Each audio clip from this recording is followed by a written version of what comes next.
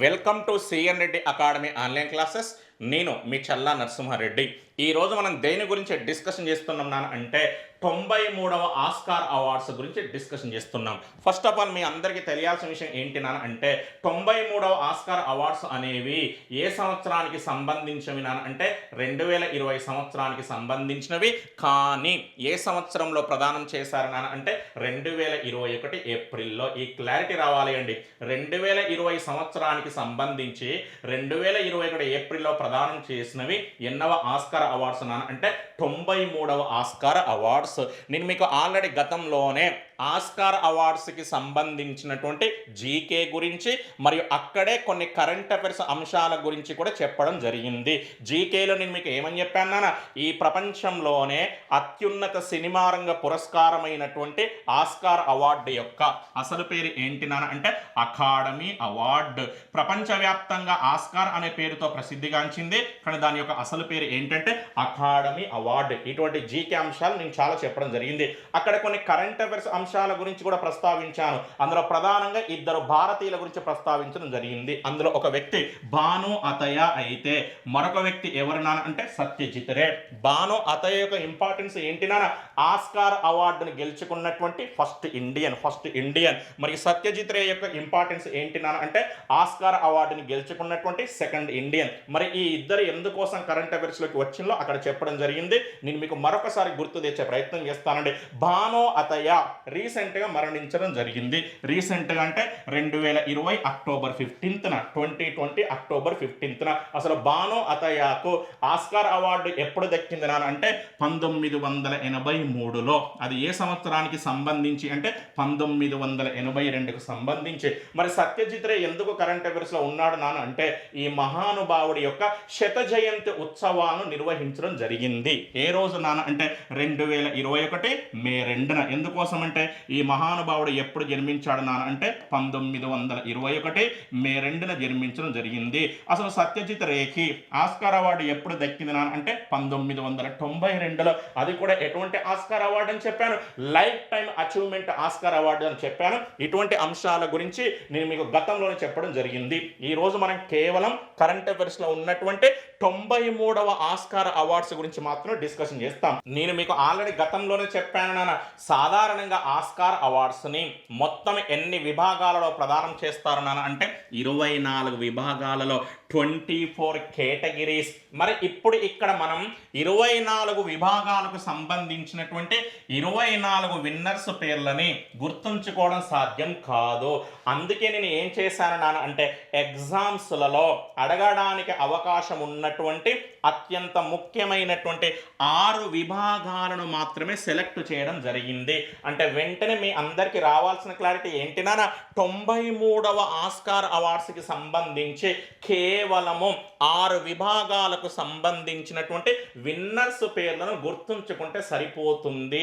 మరి ఈ అత్యంత ముఖ్యమైన 6 విభాగాలలో ఒక విభాగం పేరు ఏంటి నాన్న అంటే బెస్ట్ ఫిల్మ్. తెలుగులో అయితే ఏమంటాం నాన్న అంటే ఉత్తమ చిత్రము.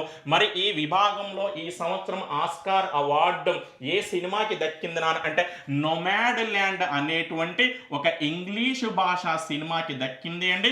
ఈ సినిమాకి సంబంధించిన స్టోరీ గురించి నేను మీకు ఎండింగ్ లో ఎక్స్ప్లెనేషన్ చేస్తాను అండి. అయితే ఇక్కడ మీ అందరికీ తెలియాల్సిన విషయం ఏంటి నాన్న అంటే ఈ సినిమాని ఒక పుస్తకం ఆధారంగా నిర్మించడం జరిగింది. మరి ఆ పుస్తకం పేరు ఏంటి నాన్న అంటే నొమాడ్ ల్యాండ్. వెంటనే ఇప్పుడు నీ మైండ్ నీకు ఏమని చెప్పాలి నాన్న అంటే పుస్తకం పేరు నొమాడ్ ల్యాండ్, ఆ పుస్తకం ఆధారంగా నిర్మించినటువంటి సినిమా పేరు కూడా నొమాడ్ ల్యాండ్. మరి ఈ పుస్తకం యొక్క ట్యాగ్ లైన్ లేదా క్యాప్షన్ ఏంటి నాన్న అంటే surviving America in the 21st century. అసలు ఈ పుస్తకాన్ని ఎవరు రాశారు నాన్న అంటే అమెరికా దేశానికి చెందినటువంటి ఒక మహిళా జర్నలిస్ట్. ఆమె పేరు ఏంటి నాన్న అంటే జెస్సికా బ్రూడర్. మనం ఇంత కష్టపడి చదువుకుని ఎగ్జామ్కు వెళ్తే వాడేం చేస్తున్నాడు, ఈ అవార్డ్స్ని పక్కకు పెట్టేసి ప్రీవియస్ అవార్డ్స్ గురించి క్వశ్చన్ అడుగుతున్నాడు. ప్రీవియస్ అవార్డ్స్ అంటే మీనింగ్ ఏంటి నాన్న 92వ ఆస్కార్ అవార్డ్స్. మరి వాటిని ఏ సంవత్సరంలో ప్రదానం చేశారు నాన్న అంటే 2020లో ప్రదానం చేశారు. మరి 2020లో ప్రదానం చేసినటువంటి 92వ ఆస్కార్ అవార్డ్స్కి సంబంధించి ఉత్తమ చిత్రం అనే విభాగంలో ఆస్కార్ అవార్డు ఏ సినిమాకి దక్కింది నాన్న అంటే కొరియన్ భాషా సినిమాకి దక్కింది. ఆ సినిమా పేరు ఏంటి నాన్న అంటే ప్యారాసైట్. ప్యారాసైట్. ఈ సినిమా యొక్క ఇంపార్టెన్స్ గురించి నేను మీకు గతంలోనే చెప్పడం జరిగింది. మరొకసారి గుర్తు తెచ్చే ప్రయత్నం చేస్తాను. అసలు 2019 వరకు ఉత్తమ చిత్రం అనేటువంటి విభాగంలో ఆస్కార్ అవార్డు ఏ సినిమాలకు దక్కింది నాన్న అంటే కేవలము ఇంగ్లీషు భాషా సినిమాలకు మాత్రమే దక్కింది. కానీ ఈ ప్రపంచ చరిత్రలో తొలిసారిగా 2020లో ఉత్తమ చిత్రం విభాగంలో ఆస్కార్ అవార్డు ఒక ఇంగ్లీషు సినిమాకు కాకుండా వేరే భాషా సినిమాకి దక్కింది. మరి ఆ భాష ఏంటి నాన్న అంటే కొరియన్ భాష. ఆ సినిమా పేరు ఏంటి నాన్న అంటే ప్యారాసైట్. ఇప్పుడు మీ అందరికీ ఈ సినిమా యొక్క ఇంపార్టెన్స్ ఏందో అర్థమై ఉంటుంది నాన్న. ఈ ప్రపంచ చరిత్రలోనే ఉత్తమ చిత్రం అనేటువంటి విభాగంలో ఆస్కార్ అవార్డుని దక్కించుకున్నటువంటి తొలి విదేశీ భాషా చిత్రము. ఇక్కడ విదేశీ భాష అంటే మీనింగ్ ఏంటి నాన్న అంటే నాన్ ఇంగ్లీష్ లాంగ్వేజ్ అని అర్థం అండి. ఇంగ్లీష్లో అయితే సింపుల్గా చెప్పచ్చు నాన్న. First non English language film అండి. First non English language film ఏంటి నానంటే ప్యారాసైట్. ప్యారాసైట్ ఇది నాన్న ఈ విభాగానికి సంబంధించినటువంటి ఎక్స్ప్లెనేషన్. మరొక విభాగం తీసుకుందాం నాన్న.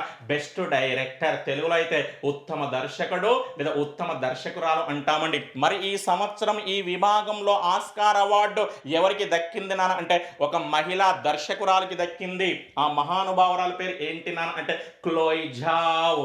Chloe Zhao. వాడు ఎగ్జామ్లో ఈమె పేరుని ఏ విధంగానైనా ప్రొనౌన్సియేషన్ చేసే అవకాశం ఉంటుంది కాబట్టి నేను తెలుగులో రాశాను, ఇంగ్లీష్లో రాశాను. మరి ఈమెకి ఏ సినిమాకి గాని ఈ అవార్డు దక్కింది నాన్న అంటే నోమాడ్ ల్యాండ్ అనేటువంటి సినిమాకి దక్కింది. ఈమెకు చాలా ఇంపార్టెన్స్ ఉంది, కొద్దిగా జాగ్రత్త వినండి నాన్న. ఈమె ఏ దేశానికి చెందినది నాన్న అంటే చైనా దేశానికి చెందినది. మరి ఇప్పుడు ఈమె ఇంపార్టెన్స్ ఏంటి నాన్న అంటే బెస్ట్ డైరెక్టర్ అనే విభాగంలో ఆస్కార్ అవార్డుని దక్కించుకున్నటువంటి రెండవ మహిళ అనగా సెకండ్ ఉమెన్. అంతేకాకుండా first women of colour. First women of colour అండి. తెలుగులో అయితే ఏమంటాం నాన్న అంటే తొలి నల్ల జాతి మహిళ.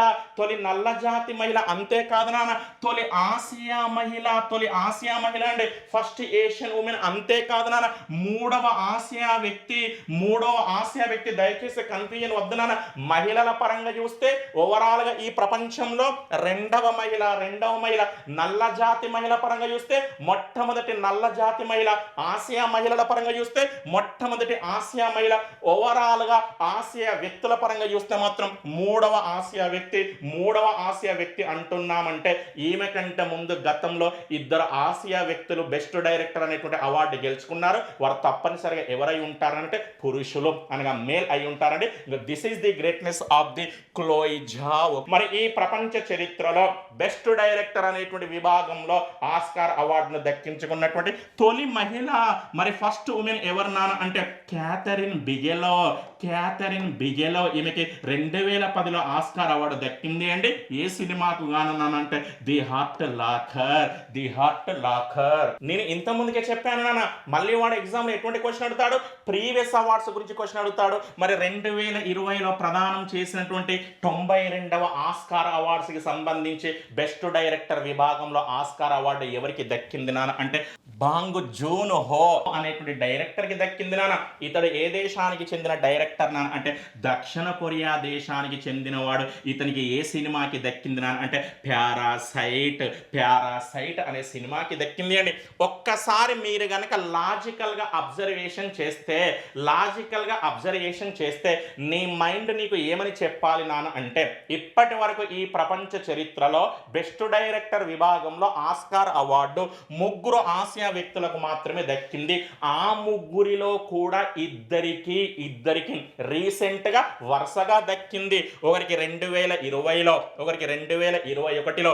ఈ మహానుభావుడు దక్షిణ కొరియా దేశస్థుడు, ఈ మహానుభావురాలు చైనా దేశస్థురాలు. ఇతని పేరు బాంగ్ జూన్ హో, ఈమె పేరు క్లోయ్ జావ్, ఇతను దక్షిణ కొరియా దేశం, ఈమె చైనా దేశం.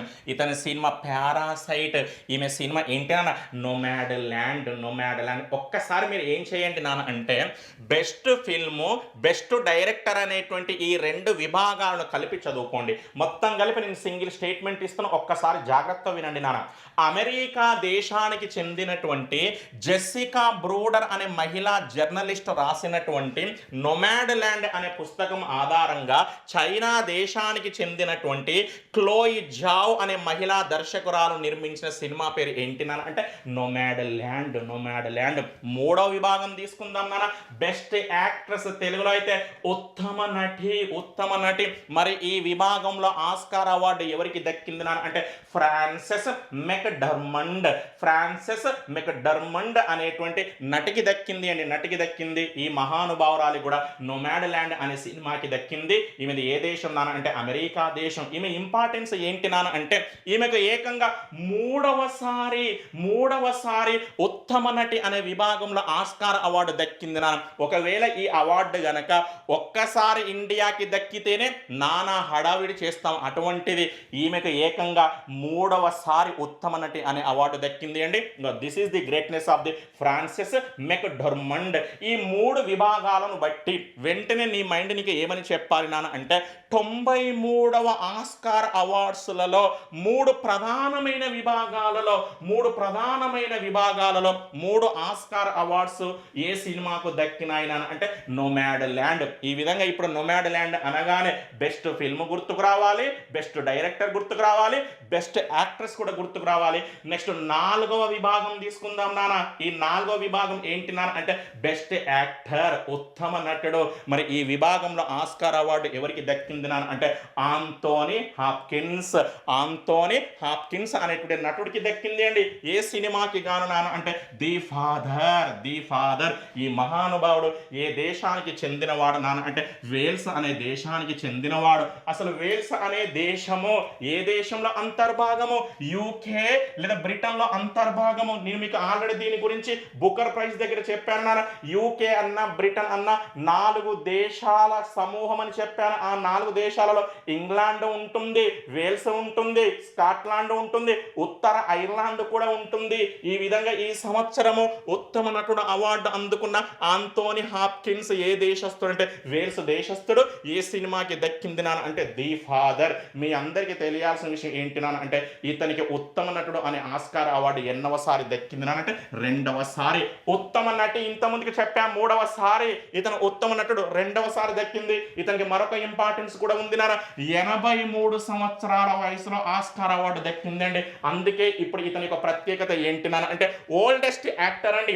ఆస్కార్ అవార్డ్స్ చరిత్రలోనే ఉత్తమ నటుడు అనే విభాగంలో ఆస్కార్ అవార్డును అందుకున్నటువంటి ఓల్డెస్ట్ యాక్టర్ అని ఒక్కసారి చూడండి నాన్న.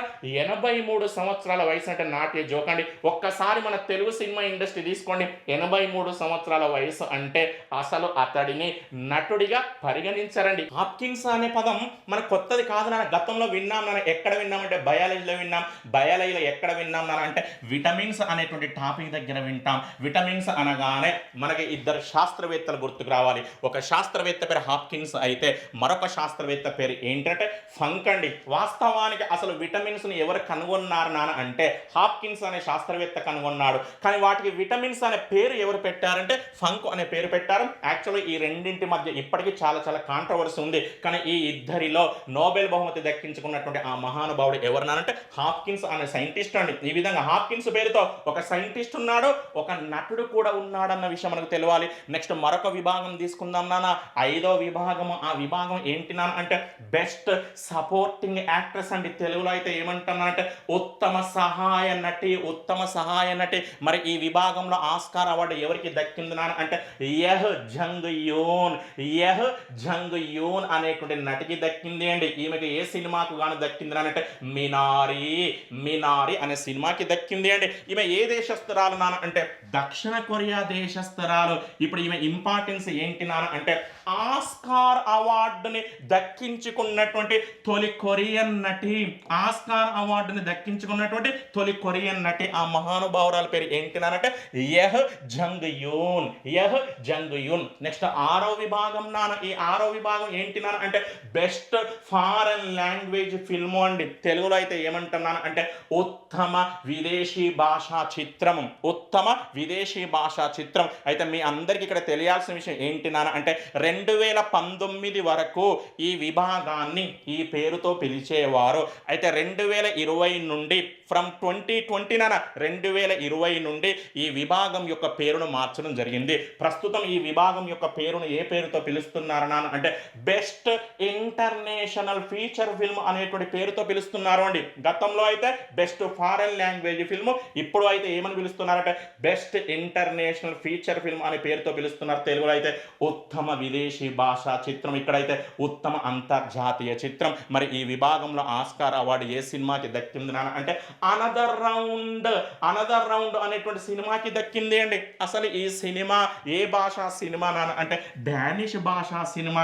డానిష్ భాష అంటున్నామంటే ఏ దేశానికి చెందిన సినిమా నాన్న అంటే డెన్మార్క్ దేశానికి చెందిన సినిమా. నేను మీకు ఆల్రెడీ ఈ విభాగం గురించి ఆస్కార్ అవార్డ్స్ కి సంబంధించి జీకే దగ్గర చెప్పడం జరిగింది.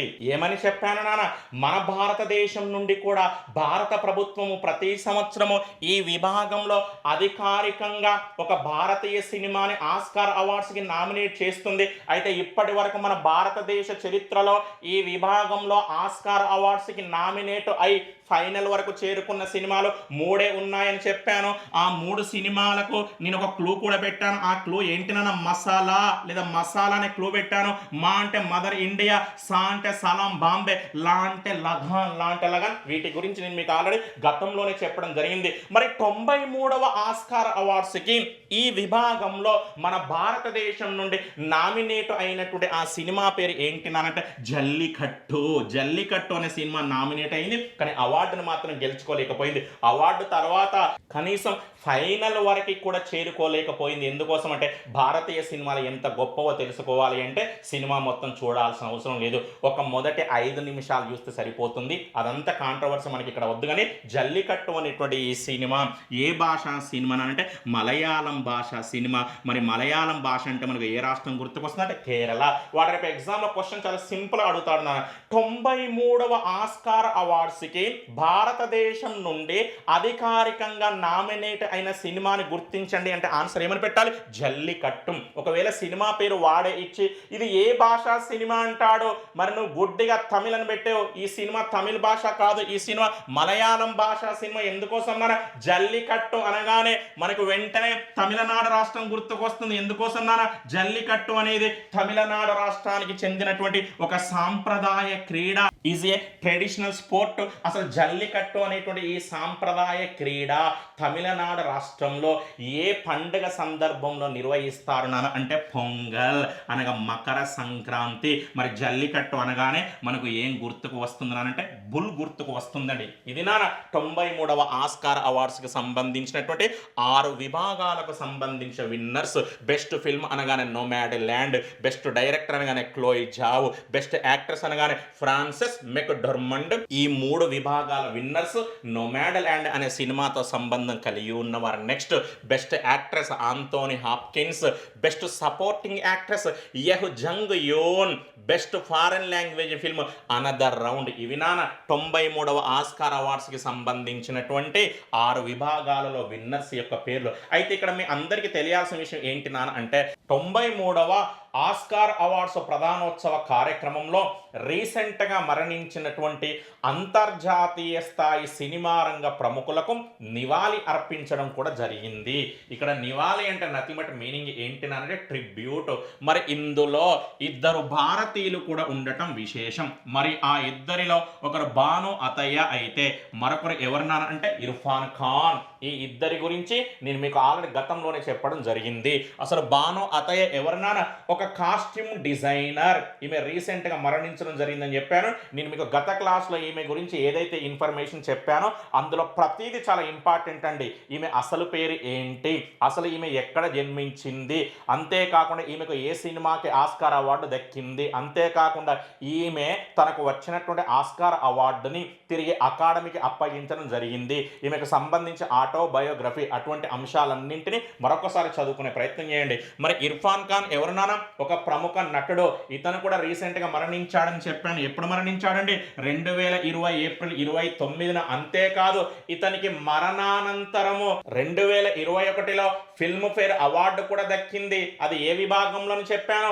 ఉత్తమ నటుడు అనే విభాగంలో. ఏ సినిమాకి గాను? అంగ్రేజీ మీడియం. అంగ్రేజీ మీడియం. ఇది నా 93వ ఆస్కార్ అవార్డ్స్తో సంబంధం కలిగి ఉన్నటువంటి కంప్లీట్ ఇన్ఫర్మేషన్. ఇక్కడ నేను ఎండింగ్లో ఏం చేస్తున్నాను అంటే ఒక ఇన్ఫర్మేషన్ లింకప్ చేసే ప్రయత్నం చేస్తున్నాను. ఎందుకోసం లింకప్ చేస్తున్నాను అంటే అసలు 93వ ఆస్కార్ అవార్డ్స్ అనగానే మనకు ఏ సినిమా గుర్తుకు రావాలి నాన్న? నొమాడ్ ల్యాండ్ అనే సినిమా గుర్తుకు రావాలి. మరి అందులో నొమాడ్ అంటే మీనింగ్ ఏంటి నాన్న అంటే సంచారము. సంచారము అని అర్థం అండి. నొమాడ్ అన్న సంచారం అన్న మీనింగ్ ఏంటి నాన్న? స్థిరమైన నివాసం లేకుండా అనగా స్థిరమైన ఆవాసం లేకుండా జీవనోపాధి కోసము ఒక ప్రాంతం నుండి మరొక ప్రాంతానికి తిరగడాన్ని మనం ఏమంటున్నాం అంటే సంచారం అంటామండి. ఈ విధంగా సంచార జీవన విధానం లేదా సంచార జీవన శైలి ఆధారంగా నిర్మించినటువంటి ఒక సినిమా ఏంటినా అంటే నొమాడ్ ల్యాండ్. వాస్తవానికి నొమాడ్ ల్యాండ్ అనేటువంటి సినిమాలో ఒక వితంతువు ఏ విధంగా సంచార జీవనం కొనసాగించిందో దాని ఆధారంగా ఆ సినిమా నిర్మించారు అండి. ఈ విధంగా మీకు నొమాడ్ అన్న సంచారం అన్న మీనింగ్ ఏంటినానంటే స్థిరమైన నివాసం అనగా స్థిరమైన ఆవాసం లేకుండా జీవనోపాధి కోసం ఒక ప్రాంతం నుండి మరొక ప్రాంతానికి తిరగడాన్ని మనం ఏమంటున్నాను అంటే సంచారం అంటామండి. నెక్స్ట్ మనకు మరొక పదం ఉంటుంది నాన్న, నొమాడిక్ ట్రైబ్స్ అంటాం. తెలుగులో ఏమంటున్నాను అంటే సంచార జాతులు. సంచార జాతులు అంటారండి. ఆంధ్రప్రదేశ్ తెలంగాణ అనేటువంటి ఉభయ తెలుగు రాష్ట్రాలు కనుక ఎగ్జాంపుల్గా తీసుకుంటే మనకు కొన్ని సంచార జాతులు గుర్తుకు రావాలి. అందులో దుమ్మెర ఉంటుంది, వడ్డెర, ఎరకల, బుడబుక్కల, చెంచు అనేటువంటి చాలా సంచార జాతులు ఉంటాయండి. నెక్స్ట్ నాన్న సంచార జాతులకు సంబంధించి ఇటీవల మన భారత ప్రభుత్వము ఒక కమిషన్ కూడా ఏర్పాటు చేసింది. ఆ కమిషన్ మనం ఏమంటున్నాను అంటే NCDNT అనొచ్చు లేదా NCDNSNT అని కూడా అనొచ్చు అండి. దీని యొక్క పూర్తి పేరు ఏంటి నాన్న అంటే national commission for denotified nomadic and semi nomadic tribes నాన్న. National commission for denotified nomadic and semi nomadic tribes. మీ అందరికీ అర్థం కావాల్సింది ఎస్సీ ఎస్టీ మహిళలకు బీసీలకు ఎటువంటి జాతీయ కమిషన్స్ అయితే ఉంటాయో వీరికి కూడా ఇటీవల ఇటువంటి ఒక జాతీయ కమిషన్ ఏర్పాటు చేయడం జరిగింది. అసలు మీ అందరికీ తెలియాల్సిన విషయం ఏంటినా అంటే బ్రిటిష్ వారి కాలంలో ఈ సంచార జాతులను నేరస్తులుగా పరిగణించేవారు. అంతేకాదు నాన్న, నేరస్తులుగా పరిగణించాలంటూ ఒక చట్టం కూడా చేయడం జరిగింది బ్రిటిష్ వారి కాలంలో. ఆ చట్టం రిపీటెడ్ అడుగుతున్నాడండి. ఈ క్వశ్చన్ ఇండియన్ హిస్టరీలో అడుగుతాడు. మరి ఆ చట్టం పేరు ఏంటినా అంటే CTA. ఈ చట్టాన్ని ఎప్పుడు చేశారనా అంటే 1871లో. ఈ చట్టం పూర్తి పేరు ఏంటినా అంటే criminal tribes act. Criminal tribes act. ఒక్కసారి లాజికల్ గా ఆలోచించండి నాన్న. ఈ చట్టాన్ని చేసింది 1871. ఇప్పుడు కరెంట్ అఫైర్స్ లో ఉన్న 2021 అనగా 2021 నాటికి ఈ చట్టాన్ని చేసి ఎన్ని సంవత్సరాలు పూర్తి అయింది నాన్న అంటే 150 సంవత్సరాలు పూర్తయింది. ఈ విధంగా మీ అందరికీ అర్థం కావాల్సింది దొమ్మెర, వడ్డెర, ఎరకల, బుడబుక్కల, చెంచు అనేటువంటి కొన్ని వందల వేలాది సంచార జాతులు మన ఇండియాలో ఉన్నాయండి. వాటన్నింటినీ నేరస్తులుగా పరిగణిస్తూ బ్రిటిష్ వారి కాలంలో చేసినటువంటి ఆ చట్టం పేరు ఏంటినా అంటే CTA క్రిమినల్ ట్రైబ్స్ యాక్ట్. ఎప్పుడు చేశారంటే 1871. ఎన్ని సంవత్సరాలు కంప్లీట్ అయిందంటే 150 సంవత్సరాలు. అయితే మీ అందరికీ అర్థం కావాల్సిన విషయం ఏంటినా అంటే ఈ చట్టాన్ని దేశ స్వాతంత్ర అనంతరము 1952లో రద్దు చేయడం జరిగింది. ఈ విధంగా మీ అందరికీ అర్థం కావాల్సింది నొమాడ్ ఉంది, నొమాడిక్ ట్రైబ్స్ ఉంది, అంతేకాకుండా వారికి సంబంధించి ఒక కమిషన్ ఉంది. అంతేకాదు అండి మరొక పదం కూడా ఉంటుంది. ఆ పదం ఏంటినా అంటే నొమాడిక్ ఎలిఫెంట్. Nomadic elephant. మీ అందరికీ తెలియాల్సిన విషయం ఏంటినా అంటే నొమాడిక్ ఎలిఫెంట్ పేరుతో భారతదేశము మరొక దేశంతో కలిసి సంయుక్తంగా విన్యాసాలు నిర్వహిస్తుంది. మరి ఏ దేశంతో కలిసినా అంటే మంగోలియా అనేటువంటి దేశంతో కలిసి. అందుకే నొమాడిక్ ఎలిఫెంట్ అనగానే మనకి ఇంగ్లీష్లో ఏమని గుర్తుకు రావాలి నాన్న అంటే Indo Mongolian joint military exercise. తెలుగులో ఏమని చెప్పొచ్చు నాన్న అంటే ఇండియా మంగోలియా సంయుక్త మిలిటరీ విన్యాసాలు లేదా సంయుక్త సైనిక విన్యాసాలను గుర్తుకు రావాలి అండి. ఈ క్వశ్చన్ నంబర్ ఆఫ్ టైమ్స్ అడిగాడండి.